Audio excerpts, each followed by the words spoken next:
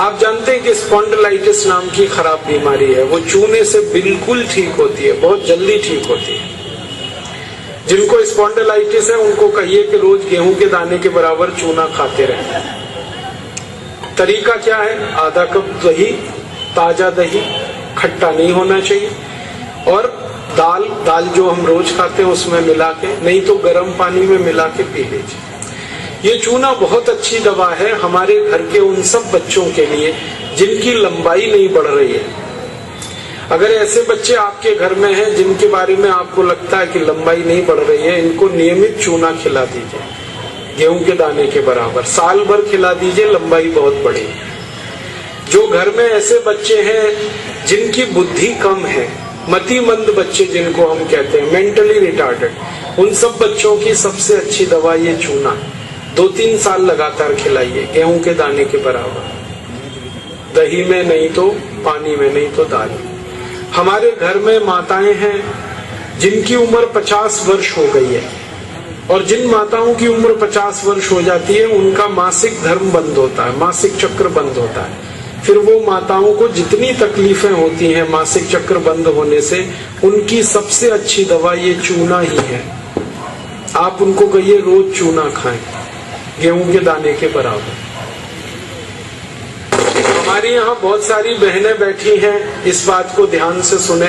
घर में हमारी सभी बहनें और माताएं जो मासिक धर्म की समस्या से परेशान हैं, उनका मासिक धर्म समय से नहीं आता है तो बहुत खून आता है, या उसमें कई बार समय बहुत लगता है, इन सब मासिक धर्म की बीमारियों में दर्द बहुत होता है, आप चूना खाइए, गेहूं के दाने के बराबर, दही में, नहीं तो दाल में, नहीं तो गर्म पानी में।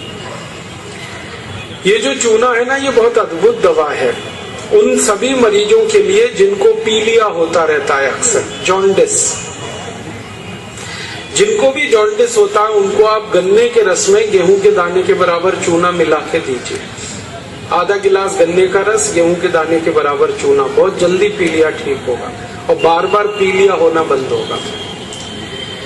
ये जो चूना है ना, ये नपुंसकता की बहुत अच्छी दवा है। अगर कोई पुरुष ऐसा है जिसके वीर्य में शुक्राणुओं की संख्या एकदम नील है या बिल्कुल कम है, उनको आप चूना खिलाइए, 2-3 साल चूना दीजिए उनको गन्ने के रस में, वीर्य में शुक्राणुओं की संख्या बढ़ेगी।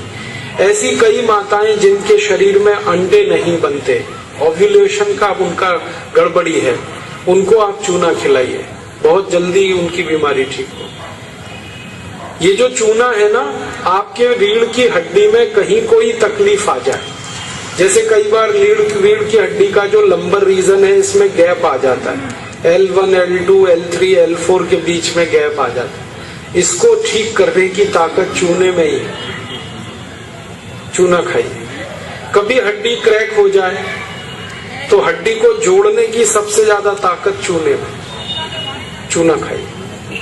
एड़ी की दर्द है, पैर की एड़ी का दर्द है, चूना खाइए, ठीक होगा। पंजों में दर्द है, चूना खाइए, ठीक होगा। आपके दांत में अक्सर ठंडा गर्म पानी लगता है तो आप चूना खा लीजिए, बिल्कुल ठीक हो जाए।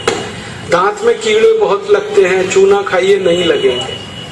दांत हिलते हैं, कमजोर हैं, चूना खाइए, मजबूत हो जाए। ये एक चूना 70 बीमारियों में काम आता है, 70। और ये ईश्वर ने हमें सबसे ज्यादा दिया है, 70 बीमारियों में काम आता है। आप कभी भी इसको याद रखिए। मैं सबको यही कहता रहता हूं कि आप चूना खाइए, चूना लगाइए मत कभी किसी को। ये चूना लगाने के लिए नहीं है, खाने के लिए।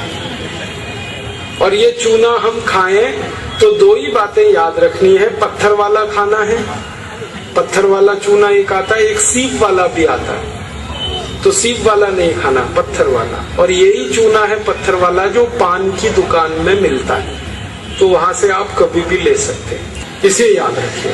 बस एक ही व्यक्ति चूना ना खाएं, एक सावधानी है इसमें।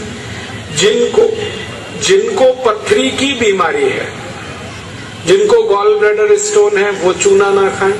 जिनको किडनी स्टोन है वो चूना ना खाएं। जिनको मूत्रपिंड में पत्थर है वो चूना ना खाएं, बाकी सब खाएं।